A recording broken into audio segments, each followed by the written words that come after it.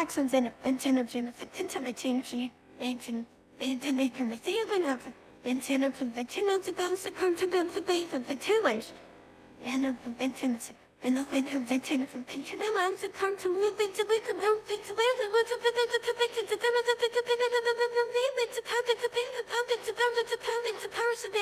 Woodruff is away. On the NewsHour tonight, a new variant, a highly mutated and highly transmissible strain of COVID-19 emerges in South Africa, causing markets to fall and prompting new travel bans around the world. They're calling it Omicron, and its emergence is reverberating around the world tonight. Key questions remain unanswered, but this new mutation of the coronavirus has already prompted a wave of reactions. Word of the new variant triggered crowded scenes at airports, heavy selling on world markets, and appeals from health experts not to panic. The World Health Organization held an emergency meeting in Geneva, and one of its top COVID researchers, Dr. Maria von Kerkhove, said this new version of the virus appears highly transmissible. What we do know is that this variant has a large number of mutations. And the concern is that when you have so many mutations, it can have an impact on how the virus behaves. The WHO designated the new variant as Omicron. It first emerged in southern Africa, and the first reported case outside of the continent was in Belgium. Un cas qui est maintenant confirmé de ce variant. We have one confirmed case. It is someone who came from abroad. He was not vaccinated and had no prior infection. But I want to repeat that this is a suspicious variant. We don't know if it's a very dangerous variant. Although it's still unclear how effective COVID vaccines are against this new variant, some South African scientists said today they believe that current shots will still prevent severe disease. But alarm is growing in nations already facing an uptick in infections due to the Delta variant. It may be more transmissible than the Delta variant, and the vaccines that we currently have may be less effective against it. Many European nations that were facing this Delta wave were contemplating lockdowns before Omicron appeared.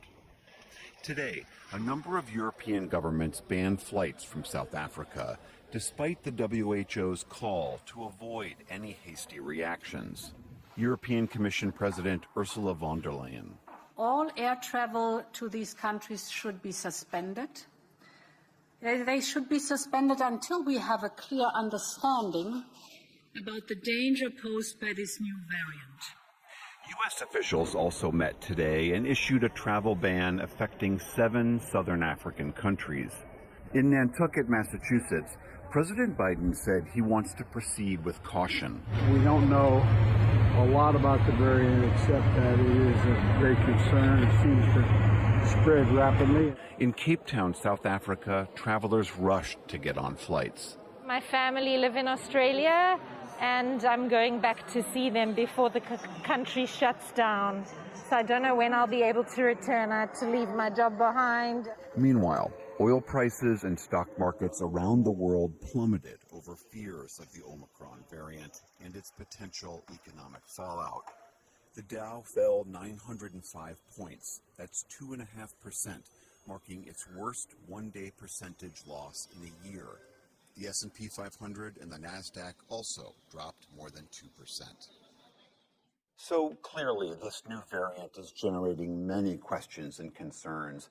For some perspective, I'm joined again tonight by Dr. Ashish Jha, Dean of the School of Public Health at Brown University. Dr. Jha, always great to see you. The markets are spooked. Travel restrictions are being implemented. I don't want to panic anyone unnecessarily. So in your perspective, how concerned should we be? So good evening, William. Thanks for having me back. We've seen variants come and go, and every month or two we hear about one. This one is concerning. This one is different. There's a lot of features here that have me and many of us concerned about this, and we really need more information, but we've got to pay attention to this variant.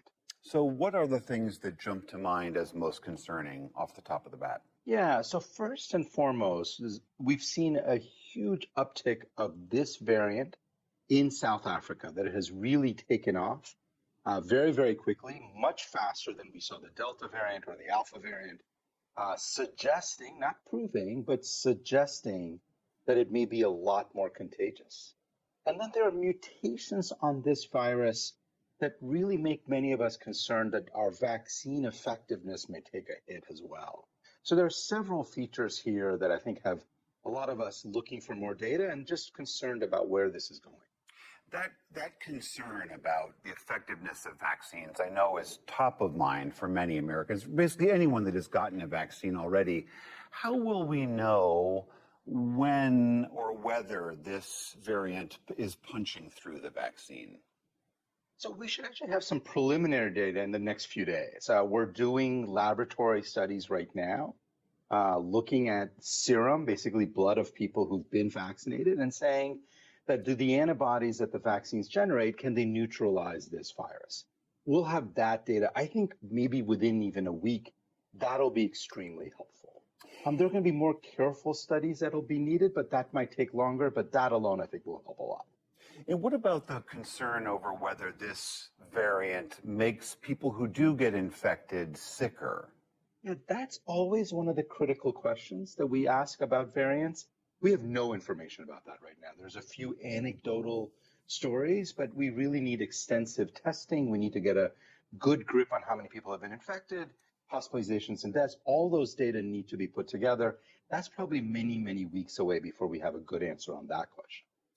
I mean, one of the reasons that we know about this variant is because the South Africans have a great research community. They do a lot of genomic sequencing, much more so than we do here, which leads some people to make the assumption that this variant is already in America.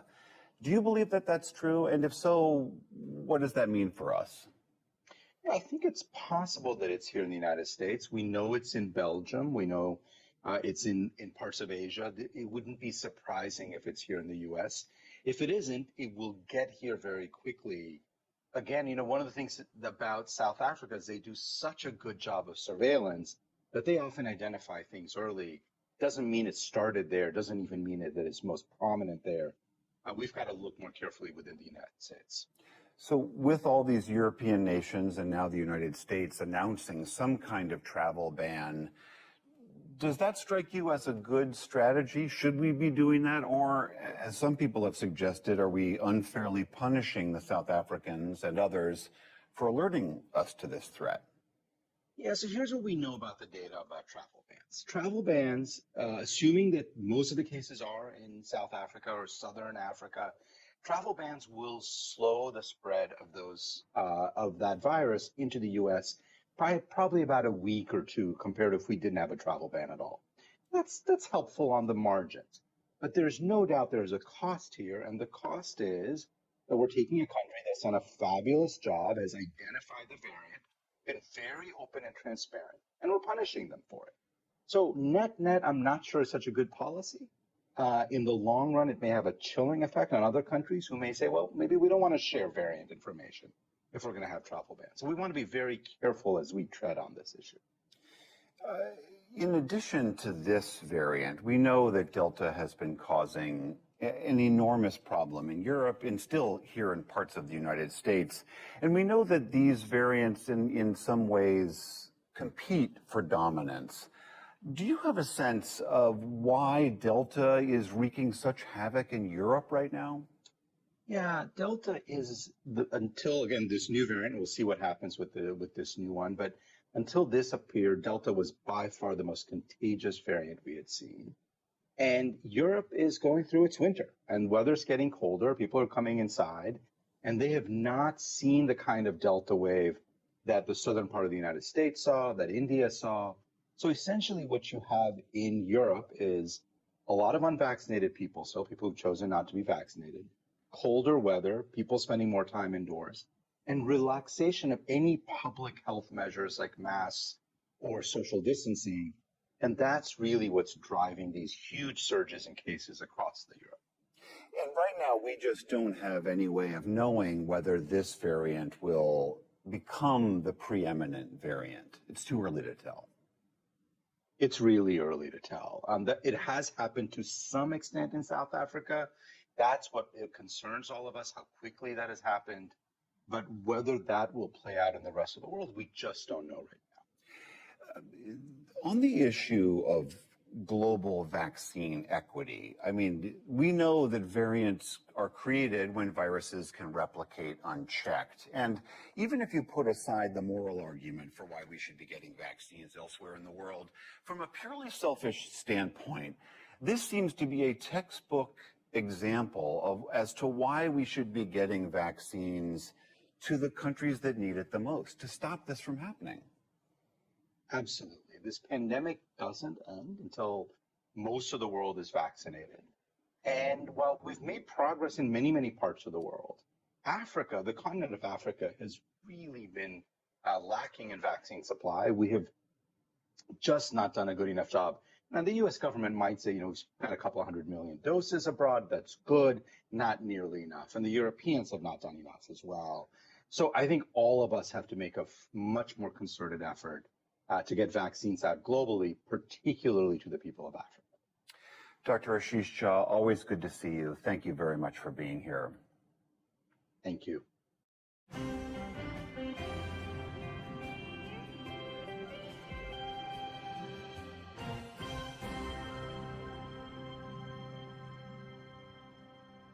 In the day's other news, the U.S. Food and Drug Administration reported Merck's experimental COVID-19 pill is effective. The FDA analysis found it can reduce rates of hospitalization and death in patients with mild to moderate infections. But the agency will consider new data from Merck that showed the pill's benefits are smaller than first believed. FDA officials are also still mulling potential risks of birth defects. The president of Ukraine